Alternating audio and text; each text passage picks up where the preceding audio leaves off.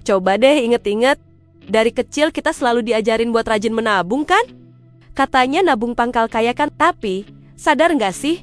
Di zaman sekarang ini, nabung doang itu justru bisa bikin kita rugi loh. Kok bisa? Tenang, jangan panik dulu. Yuk, kita bahas bareng-bareng. Jadi begini, masalah utamanya itu namanya inflasi.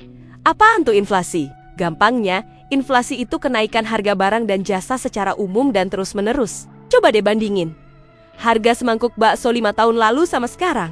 Beda kan? Atau harga tiket bioskop, ongkos ojek online, semuanya naik. Nah, inilah yang bikin nilai uang kita makin lama makin turun. Uang Rp100.000 hari ini nggak akan bisa beli barang yang sama banyaknya dengan Rp100.000 5 tahun lagi.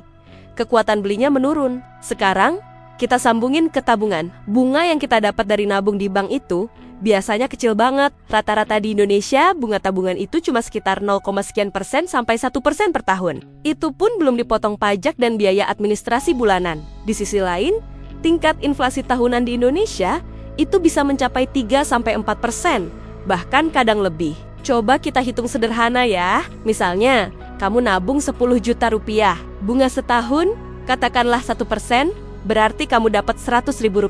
Tapi karena ada inflasi 3%, nilai uang kamu sebenarnya menyusut Rp300.000.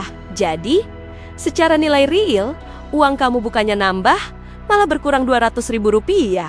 Kaget kan? Secara angka di buku tabungan memang nambah dikit, tapi daya belinya malah merosot. Inilah yang saya maksud nabung malah bikin rugi. Uang kita kayak digerogoti tikus kecil bernama inflasi, pelan-pelan tapi pasti. Terus solusinya gimana dong? Apa kita nggak usah nabung sama sekali? Jangan salah paham, nabung itu tetap penting banget. Tapi tujuannya harus jelas. Kita perlu membedakan antara dana darurat dan investasi. Untuk dana darurat, yaitu dana buat jaga-jaga kalau ada keperluan mendadak, seperti sakit atau kehilangan pekerjaan. Menyimpannya di tabungan biasa atau deposito itu pilihan yang tepat. Kenapa? Karena gampang diakses dan risikonya rendah. Idealnya, siapkan dana darurat sekitar 3-6 kali pengeluaran bulananmu. Nah, untuk uang di luar dana darurat yang tujuannya untuk masa depan, seperti buat pensiun, pendidikan anak, atau beli rumah, inilah yang harus kita putar. Jangan biarkan uang itu tidur di tabungan. Kita harus membuatnya bekerja lebih keras dari laju inflasi.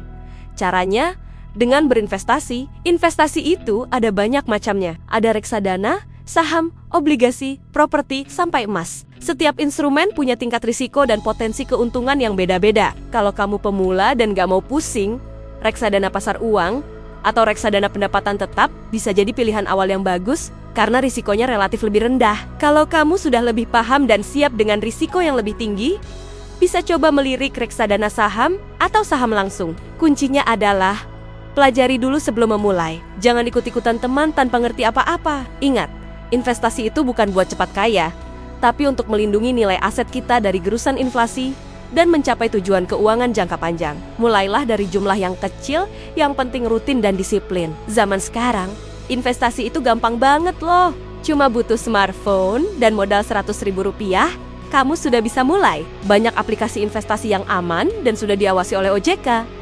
Jadi, kesimpulannya, ubah mindset kita. Nabung itu untuk jangka pendek dan keamanan, yaitu dana darurat. Sedangkan untuk melawan inflasi dan membangun kekayaan di masa depan, jawabannya adalah investasi. Jangan biarkan kerja kerasmu mengumpulkan uang jadi sia-sia karena nilainya terus turun. Mulailah belajar dan ambil langkah kecil untuk berinvestasi hari ini juga. Masa depan finansialmu ada di tanganmu sendiri. Semoga video ini membuka wawasan baru buat teman-teman semua ya. Kalau kamu merasa konten ini bermanfaat, jangan lupa like, komen, dan subscribe biar nggak ketinggalan video-video seru lainnya seputar keuangan. Terima kasih sudah nonton, sampai jumpa di video berikutnya.